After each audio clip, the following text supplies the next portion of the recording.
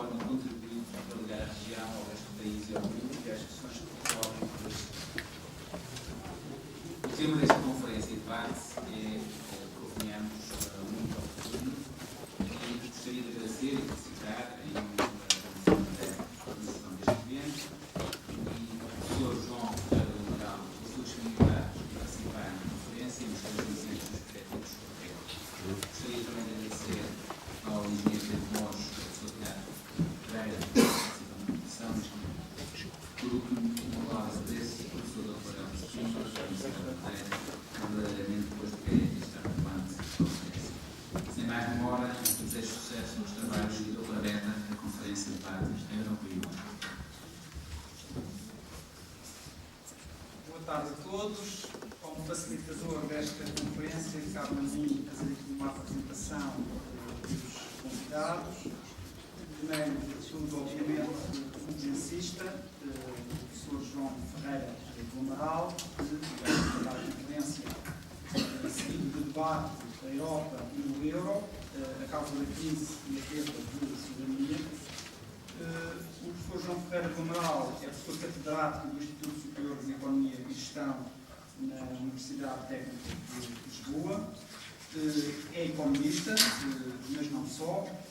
E interessa, tendo em conta o tema da própria conferência, destacar o seu vasto e positivo currículo a alguns aspectos, nomeadamente o ter sido assessor do Presidente da República ao longo da década de 90, do século passado, obviamente, ter sido também membro dos comitês de política económica da OCDE e da então CEE, na segunda metade da década de 80, ter sido no início da década de 90 diretor do Gabinete de Estudos Económicos do INE e também como obras relevantes no âmbito desta discussão, que o professor João Ferreira do Amaral aqui nos traz, destacar os livros que publicou contra o centralismo europeu, um manifesto autonomista em 2002 e agora recentemente em 2013 o livro Por que devemos sair do euro. Antes do professor João Ferreira do Amaral iniciar a sua conferência, eu vou aproveitar para rapidamente também apresentar os convidados especiais para este debate, ou debate que se seguirá à conferência, que obviamente também deverá ter o vosso contributo nesse mesmo debate. O professor Ricardo Cabral, que é economista e é vice-reitor da Universidade da Madeira, que naturalmente é docente desta instituição e que no seu trabalho de investigação tem focado, em particular nos últimos anos, sobre as questões macroeconómicas da zona euro, com particular destaque para a crise das dívidas soberanas, a crise bancária e também a política monetária. Também teremos a participação do professor Pedro Tiago Pereira, que também é economista, foi reitor da Universidade da Madeira entre 2004 e 2009, também docente desta instituição, atualmente. É presidente do Departamento de Gestão de Economia e, em termos de investigação, tem diversificado o seu trabalho, tendo um enfoque muito especial na componente social da economia, em particular as questões do emprego e da educação. Por fim, teremos também a participação do engenheiro Pedro Borges, que não é economista, mas que, por isso mesmo, vem dar aqui um outro contributo a este debate. O engenheiro Pedro Borges é o impulsionador de um novo movimento cívico que tem também por objetivo provocar alguma discussão nesta linha eurocética que, talvez pela conjuntura, se tem vindo a acentuar nos últimos tempos. Um movimento cívico que é a favor da saída de Portugal do euro. E também interessa destacar, tendo em conta o tema desta conferência, que o engenheiro Pedro Borges, em 1987, contribuiu também, no mesmo contexto, com a candidatura de Miguel Esteves Cardoso ao Parlamento Europeu. Vamos então iniciar a conferência de debate com o professor João Ferreira do Amaral. Muito obrigado.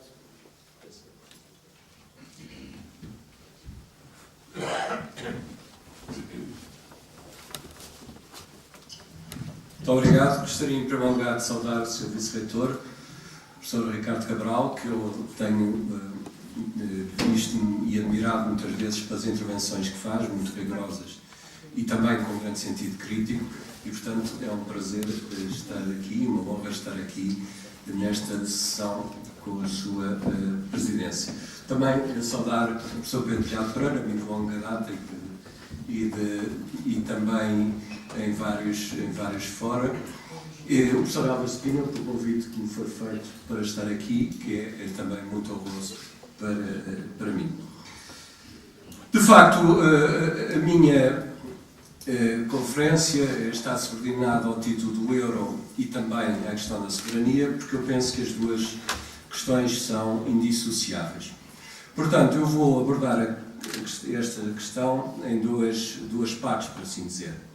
Uma primeira parte em que encararei o euro como nas suas diretamente, se não quiser, e uma parte que encararei o euro segundo aquilo que considero as consequências. E 10 do bens quero que se nesta conferência. Do vista económico, a adoção de uma moeda que é emitida pelo Estado português e que é obrigatória, como na sua utilização, obrigatória português, mas que não é emitida pelo Estado português, ou uma organização do Estado português, tem duas consequências básicas. Em primeiro lugar, o valor da moeda que nós utilizamos relativamente ao valor das outras moedas mundiais, sejam as moedas que existem na Europa, que não são o euro, seja das moedas de fora, esse valor da moeda não tem qualquer possibilidade de ser controlado por nós. Ou seja, aquilo que nós chamamos a taxa de câmbio, neste caso do euro, em relação às outras moedas mundiais, não tem capacidade de dar essa taxa de câmbio. Aliás, curiosamente, nem sequer a zona euro, porque o euro, a instituição, como sabem, emite a moeda euro, não tem o estatuto da missão de terem essa cotação do euro em relação às outras moedas mundiais. E mais bem, aliás, não faria sentido alguém tiver alguma instituição ter uma instituição emissora, aquela que tem sob a sua alçada a política monetária. E, portanto, a cotação do euro em relação às outras moedas mundiais não é motivo de preocupação para a zona euro, exceto quando eventualmente o euro se desvalorize muito, em relação, por exemplo, em relação ao dólar, em relação às outras moedas mundiais, de preferência, que leva a pensar que pode haver um risco de haver inflação por facto dessa desvalorização, as importações tornarem-se mais caras e, portanto, na zona euro poder haver inflação, e nessa altura, eventualmente, o Banco Central Europeu teria que intervir, porque ele tem como missão, fundamentalmente, garantir a estabilidade de preços da zona euro. Mas isso é uma situação remota que provavelmente nunca se verificará enquanto o euro existir. Portanto, esta primeira consequência económica é, como eu digo, o facto de o Estado português não poder, de nenhuma forma, controlar a taxa de câmbio da sua moeda, que é a moeda europeia, que ele não controla, face à cotação das outras moedas. Já vamos ver as consequências em termos económicos. A segunda consequência, também na sua versão, na sua vertente económica, é que, justamente, o Estado português deixa de controlar a emissão monetária. E, nomeadamente, deixa de ter a possibilidade, que existe nos países que têm moeda própria, a possibilidade de emitir dinheiro para se financiar ele próprio. Isto é, se o Estado português se vir aflito do ponto de vista dos compromissos internos que tem de pagar, e se não encontrar outras fontes de financiamento, não tem ao seu dispor o recurso que existiu desde o início do século XX, no nosso caso desde 1891, de emitir dinheiro para, eventualmente, satisfazer esses compromissos. Também veremos as consequências disso. Mas vamos à primeira consequência económica, que é o facto do Estado não controlar a taxa de câmbio da moeda que corre em Portugal. Qual é o problema disto? O problema disto é que a taxa de câmbio de uma moeda, da nossa moeda em relação às outras, tem consequências económicas importantes sobre o nosso funcionamento da economia no dia-a-dia. Se, por exemplo, a nossa moeda se valoriza demais em relação às outras moedas mundiais, o que é que isso significa? Significa que as nossas exportações se tornam mais caras nos mercados mundiais. E hoje em dia a economia é globalizada e o comércio é livre. Portanto, nós competimos com toda a gente em qualquer mercado. E, portanto, se a nossa moeda se valoriza em relação às outras moedas mundiais, e vamos para simplificar, supor que a moeda que nos interessa para comparar é o dólar, se o euro se valorizar em relação ao dólar, as nossas exportações tornam-se mais caras em dólares no mercado mundial e, portanto, os nossos exportadores têm mais dificuldade em exportar. Isso é válido tanto para os exportadores de mercadorias como para os exportadores de serviços, em particular do turismo, que é um setor normalmente bastante sensível à taxa de câmbio. Inversamente, as importações tornam-se mais baratas. Se eu valorizo a moeda em relação às outras, aquilo que vem do exterior vem a um preço menor da minha moeda. E tornando-se as importações mais baratas, torna-se mais difícil aos setores que produzem para o mercado interno em competição com produtos importados, torna-se mais difícil para esses setores competir. Inversamente, se um país valorizar a moeda, é o contrário que sucede. As exportações tornam-se mais baratas, ele pode exportar mais, as importações tornam-se mais caras e ele pode, a agricultura, por exemplo, pode competir melhor no mercado interno com os produtos importados. Bom, isto é conhecido e é um instrumento normalmente utilizado quando há necessidade, por exemplo, de corrigir um saldo negativo na balança de pagamentos, em que entra menos dinheiro do que sai para o exterior. Uma forma de corrigir essa situação, que se não for corrigida pode causar problemas graves de endividamento externo, uma forma possível de corrigir essa situação é através da desvalorização cambial para facilitar as exportações e reduzir as importações. Simplesmente esta relação de efeitos sobre exportações e importações, que é muito importante no curto prazo para corrigir situações de desequilíbrio que podem suceder, torna-se muito mais grave quando corresponde quando tem efeitos estruturais. Isto é, quando corresponde, por exemplo, a uma sobrevalorização da moeda durante um período longo do tempo. Se a nossa moeda se valorizar demasiadamente face àquilo que são as nossas possibilidades de exportar e de competir internamente, se valorizar excessivamente em relação às outras moedas mundiais, e se essa valorização se prolongar ao longo de 10, 15 anos, o que é que sucede? Sucede que as empresas portuguesas começam a virar-se para a produção daqueles bens que não têm concorrência externa, porque esses não são afetados pela valorização cambial. Os desgraçados que exportam são aqueles que produzem internamente em bens que concorrem com produtos importados, também são afetados. Mas aqueles que produzem para a construção civil ou que produzem serviços domésticos ou que serviços pessoais, etc., esses estão protegidos da concorrência externa. Não há importação nem exportação desses produtos. E, portanto, as empresas, se esta situação de grande valorização da moeda, excessiva valorização da moeda, se for prolongando ao longo do tempo, as empresas começam a mudar a sua atividade naqueles setores que estavam em concorrência com o exterior, quer seja para a exportação, quer concorrência com as importações, para setores que estejam protegidos. E, portanto, o que há é aquilo que nós chamamos uma menor apetência para produzir bens transacionáveis, isto é, bens que são suscetíveis de concorrência com o exterior, que podem ser exportados ou podem ser importados, para derivar para bens e serviços não transacionáveis, que são aqueles que estão protegidos por natureza da concorrência externa. Ora, o que se deu com a nossa adoção do euro foi que, e mesmo antes, mesmo quando, a partir de 1992, se começou na caminhada para o euro, como sabem, o euro foi efetivado em 1999, naqueles 7 anos anteriores, os países candidatos, entre os quais estávamos nós, tiveram que seguir um conjunto de políticas macroeconómicas para poder aderir ao euro. Havia certos desequilíbrios que tínhamos de corrigir, e de facto corrigimos, e entramos no euro a partir de 1999, dentro do primeiro grupo de 11 países que criou o euro. E essas políticas implicavam, como implicaram, uma valorização da nossa moeda, o escudo.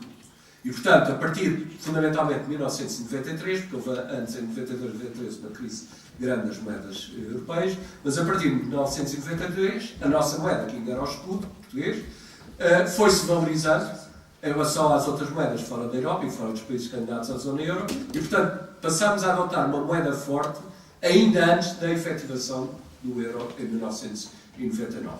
A partir de 1999, com a adoção do euro, e tirando um período relativamente curto em que o euro se desvalorizou em relação ao dólar, enquanto as coisas não estavam sedimentadas, a partir daí o euro tem-se valorizado com altos e baixos, mas a tendência é de valorização em relação ao dólar.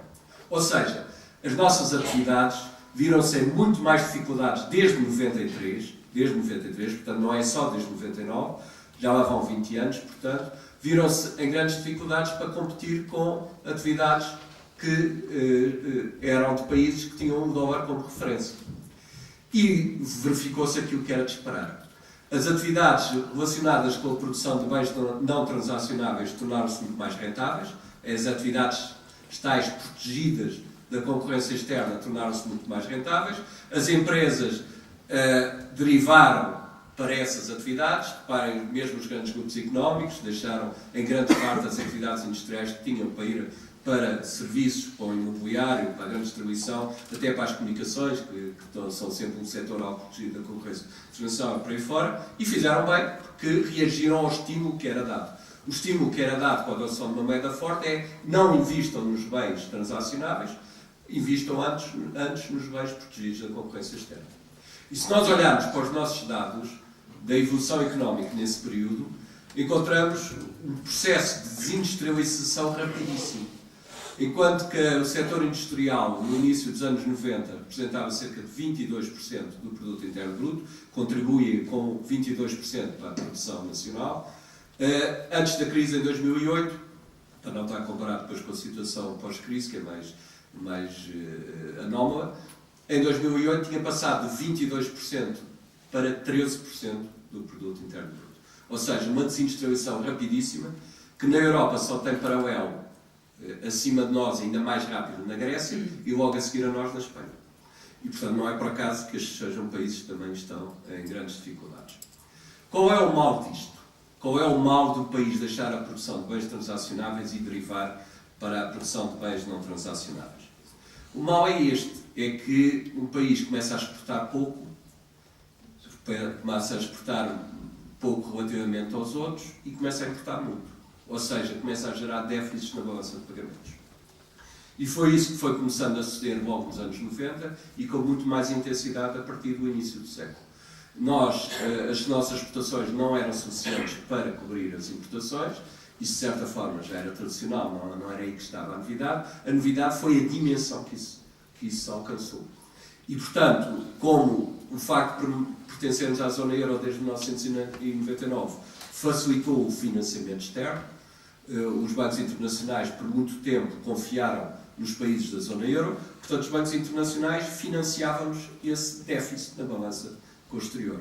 Exportávamos pouco, importávamos muito, tínhamos um déficit muito elevado nas contas externas e os bancos internacionais financiavam isso até à crise. E isso resultou em quê? Resultou, evidentemente, numa enorme dívida externa. A dívida externa foi-se acumulando e hoje a dívida externa líquida, enfim, com algumas precisões técnicas que não interessa muito, ultrapassa os 100% do produto interno bruto. Portanto, não é só a dívida pública que é muito elevada, é a nossa dívida externa que também é muitíssimo elevada. Ora bem, porquê é que isto sucedeu? Porquê é que o euro se valorizou em relação às outras moedas e, num certo sentido, destruiu uma boa parte da nossa capacidade produtiva de bens transacionáveis e gerou este enorme problema de dívida externa? Por uma razão, porque o euro foi criado para ser uma moeda forte. Uma das condições, ou melhor, a condição essencial que a Alemanha pôs quando os franceses sugeriram a criação da moeda única, isto ainda no final dos anos 80, depois da queda do Muro de Berlim, a condição que os alemães puseram é que a nova moeda europeia fosse tão forte, isto é, que se valorizasse tanto em relação às outras, como tinha sido o caso da sua própria moeda, o marco alemão. Porque a Alemanha, por razões diversas, não vale a pena estar a esmiuçar, quer manter uma moeda forte, é a sua política, é o seu objetivo nacional, e portanto disse em particular ao Presidente Mitterrand, presidentes franceses na altura, disse assim, ou a moeda única é criada nas minhas condições, ou seja, para ser uma moeda muito forte a nível mundial, ou então não há moeda única. Claro que a consequência deveria não ter havido moeda única, mas não foi isso, infelizmente, que se deu. O que se deu foi que os outros países, e em particular a França, que era aqui determinante, aceitaram esta chantagem alemã e adotaram as instituições do Tratado de Maastricht, que definiu em 1992 o caminho para a moeda única, aceitaram nesse Tratado de Maastricht instituições que garantiam, como aliás veio a suceder, que o euro é uma moeda forte. Ora bem, e isso é a raiz das nossas dificuldades atuais, do meu ponto de vista. A nossa crise é uma crise financeira, mas é em grande parte uma crise financeira por ser na base de uma crise económica. E esta crise económica resulta desta enorme destruição da nossa estrutura produtiva. Isto é, temos uma estrutura produtiva muito pouco competitiva, com ainda insuficiência da produção de bens transacionáveis. Hoje não temos déficit das contas com o exterior porque reduzimos brutalmente o nível de vida das pessoas, mas no dia em que nós tenhamos um novo aumento do nível de vida, a estrutura produtiva vai obrigar a importar outra vez, a gerar outra vez déficits externos e por aí fora, e o ciclo, se nos derem financiamento para isso, porque é duvidoso, mas o ciclo repetir-se-á. Portanto, o que nós temos que fazer é corrigir a nossa estrutura produtiva. E, a meu ver, toda a gente está de acordo com isso. Na prática, toda a gente está, e em particular a Troika, está de acordo com isto.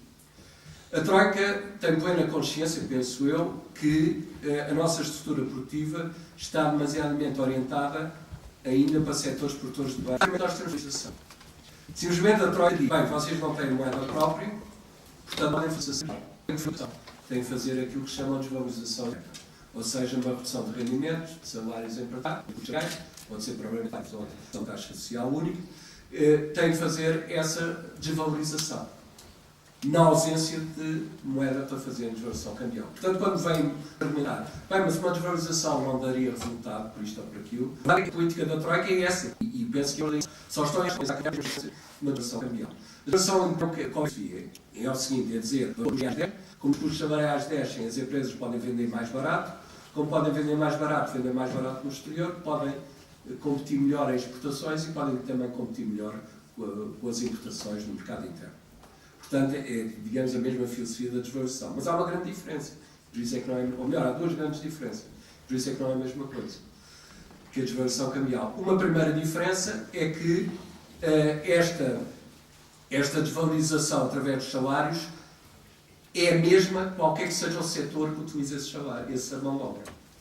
Quer seja um setor da construção civil, quer seja um setor de exportação, teriam o mesmo efeito sobre eles. A redução salarial seria para todos. Portanto, não havia uma discriminação positiva, como eu penso que é necessário, para os setores produtores de bens transacionáveis.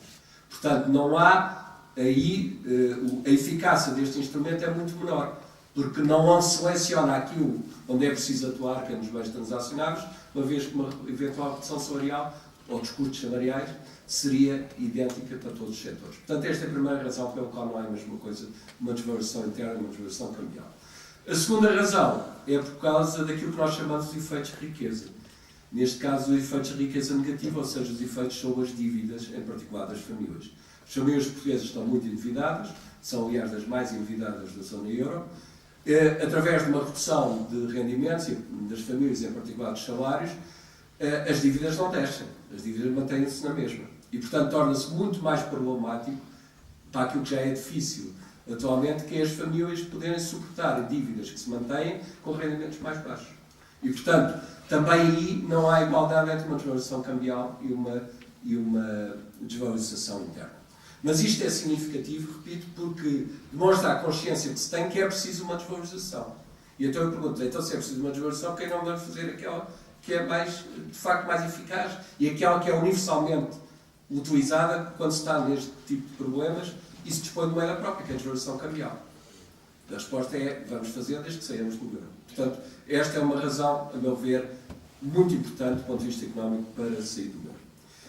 E há, inclusivamente, agora ao contrário, e em termos futuros, algo que é, curiosamente, os economistas nunca querem encarar, mas que é, do ponto de vista económico, um absurdo, como eu costumo chamar, é um aleijão. É um aleijão. Que é, termos um país, que é Portugal, como podemos ter a Grécia, ainda pior, mas Portugal com uma brutal dívida externa e que no futuro vai ter uma moeda que se vai valorizar em relação às outras a nível mundial. Isto vai ter uma moeda forte, porque as perspectivas são que o euro se continua a valorizar e provavelmente ainda mais, nomeadamente em relação ao dólar. E portanto, isto é um absurdo económico. Quer dizer, nenhuma economia de mercado altamente endividada em relação ao exterior pode manter-se com uma moeda cada vez mais forte. Uma economia endividada, normalmente, automaticamente a moeda desvaloriza-se quando há essa possibilidade, quando tem moeda própria. Justamente para permitir que haja mais exportações e menos importações e, portanto, possa ir pagando a sua dívida, gerando saldos positivos, etc. Uma economia de mercado não é possível funcionar com alto nível de endividamento externo e com uma moeda que se vai valorizando sempre. E, portanto, isto é algo que vai ter o seu fim, necessariamente. Quer dizer, do ponto de vista económico, é algo que não faz qualquer sentido, é um círculo quadrado. Quer dizer, não é qualquer coisa que se possa sustentar. Bom, mas deixemos a questão cambial e vamos ao segundo efeito económico, que eu há pouco disse, que era o facto do Estado deixar de controlar a emissão monetária e, portanto, deixar de, em último recurso, ter financiamento através da moeda para satisfazer os seus compromissos internos.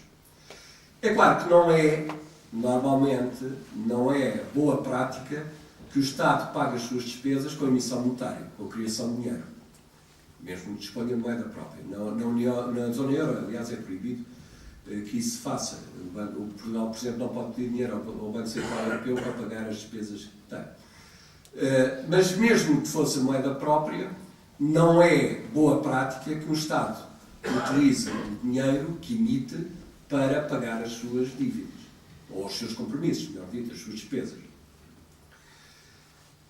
Isso normalmente gera inflação, se for feito em grande quantidade, e, portanto, é preferível que o Estado cobre os impostos e tenha as despesas adequadas a esses impostos para evitar este tipo de situação. Simplesmente, em situação de crise, justifica-se. E principalmente quando é o caso como Portugal, que tem uma altíssima dívida pública e, portanto, se vê na contingência de perder a confiança de financiadores para financiar mais a sua dívida e para renovar a sua dívida. E, portanto, o Estado deixar de dispor desse último recurso, que é a emissão monetária, para continuar a satisfazer os seus compromissos, é uma machadada tremenda, não só em termos da autoridade do Estado, e, portanto, da ideia que o Estado está lá como um último recurso para sustentar a economia, se for caso disso, como é uma machadada também para o sistema económico. Não é por acaso que países como os Estados Unidos, ou mesmo como o Reino Unido está fora da zona euro, faz parte da União Europeia, em princípio deveria também ser obrigado à mesma regra de não utilizar emissão monetária para cobrir o déficit, mas não liga nenhuma a isso, como aliás os países fora da zona euro não ligam e ninguém lhes vai lá chatear por isso. Portanto, esses países utilizam fortemente a emissão monetária, utilizaram nesta crise para sustentar as suas economias e fizeram bem. Na zona euro isso não é possível. E daí a contingência do Estado se ver na situação de poder entrar em bancarrota interna, não estou a falar em termos externos. Em termos externos, dívida externa, o facto de emitir moeda não altera nem arrefece. Mas do ponto de vista interno, o Estado não poder pagar vencimentos nem reformas e não sei o quê, porque não tem dinheiro, porque os mercados financeiros não lhe emprestavam. Isto é inaceitável no Estado segurante, do meu ponto de vista. Mas já vamos ver as consequências políticas a seguir. E é completamente contrário ao que foi todo o século XX, que aliás com bons resultados para a ação do Estado. É claro que no século XIX, em Portugal, como noutros países, tínhamos essa situação. No século XIX, o Estado português não emitia dinheiro. O que emitia eram bancos, alguns deles até privados, e emitiam à sua responsabilidade. A centralização da emissão monetária do Banco de Portugal foi já relativamente tardia. E, portanto, os bancos emitiam dinheiro e quem aceitava as notas aceitava. Depois, normalmente, os bancos permitiam a quem quisesse trocar as notas que emitiam por ouro, podiam trocar por ouro. Por vezes não rolavam esses compromissos, eram sabidos, mas, enfim, o Estado não emitia dinheiro. E, portanto, o Estado português foi algumas vezes à bancarrota no século XIX. Isto é, deixou de pagar. Nomeadamente, uma crise interessante foi de 1876, que é muito bem descrita por Oliveira Martins. Mas o Estado ir à bancarrota no século XIX não tinha importância de maior. Porquê? Porque o Estado não representava quase nada na economia. Pagavam os funcionários públicos pouco, pagavam os funcionários militares em maior número, mas eles depois faziam o pronunciamento quando não lhes pagavam os soldos e o Estado acabava de pagar, enfim, era um bocado isso as regras do jogo. E não gastava quase nada em educação, nada praticamente em saúde, nada em reformas e por aí fora. Portanto, uma bancarrota do cliente de Estado era uma coisa que não... Claro que podia ceder, não era bom, mas também não era uma desgraça. Hoje não é assim. Hoje o Estado, em Portugal, como em outros países, tem a ver com mais de 40% do produto interno bruto. E, portanto, não pode de um momento para o outro dizer, olha, afinal não pago pensões, ou amanhã não há educação para ninguém. Não pode fazer isso. E, portanto, pôr o Estado dependente dos mercados financeiros é, a meu ver, uma coisa quase criminosa na situação em que existe. E, portanto, isto, a meu ver, é das coisas mais inaceitáveis da moeda única. Foi o facto de ter dado uma machadada brutal na autoridade dos Estados e na soberania dos próprios Estados, que, no fundo, que é isso que está em causa. Bom, mas deixemos as razões económicas, as consequências económicas e vamos às consequências políticas.